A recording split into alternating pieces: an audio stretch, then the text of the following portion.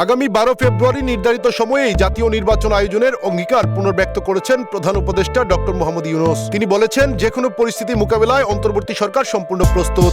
আমরা এমন একটি নির্বাচন চাই যেখানে থাকবে না ভয়, থাকবে না বাধা, থাকবে কেবল জনগণের মুক্ত ও নির্ভীক মত প্রকাশ এবং একটি অবাধ, সুষ্ঠু ও শান্তিপূর্ণ নির্বাচন নিশ্চিত করাই সরকারের প্রধান লক্ষ্য।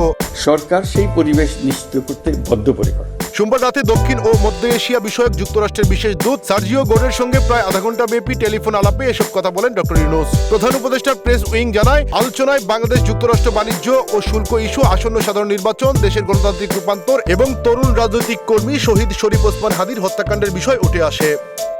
ডক্টর ইউনূস বলেন, বাংলাদেশের মানুষ দীর্ঘদিন পর আবারও ভোটাধিকার প্রয়োগের অপেক্ষায় রয়েছে, যা স্বৈরাচারী শাসনামলে কেড়ে নেওয়া হয়েছিল। তিনি অভিযোগ করেন, ক্ষমতাচ্যুত স্বৈরাচারী শাসনের সমর্থকরা বিপুল অর্থ ব্যয় করে নির্বাচন প্রক্রিয়া বাধাগ্রস্ত করার চেষ্টা করছে এবং তাদের পলাতক নেতারা সহিংসতা উস্কে দিচ্ছেন। তবে এসব চ্যালেঞ্জ মোকাবেলায় সরকার প্রস্তুত আছে বলে জানান তিনি।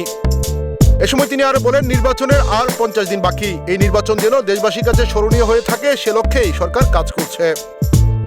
ফোনালাপে যুক্তরাষ্ট্রের বিশেষ দূত সার্জিও গোর সাম্প্রতিক শুল্ক আলোচনায় নেতৃত্ব দেওয়ার জন্য ডক্টর ইউনূসকে অভিনন্দন জানান। আলোচনার ফলেই বাংলাদেশের পণ্যের ওপর যুক্তরাষ্ট্রের পারস্পরিক শুল্ক 20% নামিয়ে আনা সম্ভব হয়েছে। আলোচনায় উপস্থিত ছিলেন বাণিজ্য উপদেষ্টা শেখ বশির উদ্দিন, জাতীয় নিরাপত্তা উপদেষ্টা ডক্টর খলিলুর রহমান এবং এসডিজি বিষয়ক সিনিয়র সচিব লামিয়া মোর্শেদ।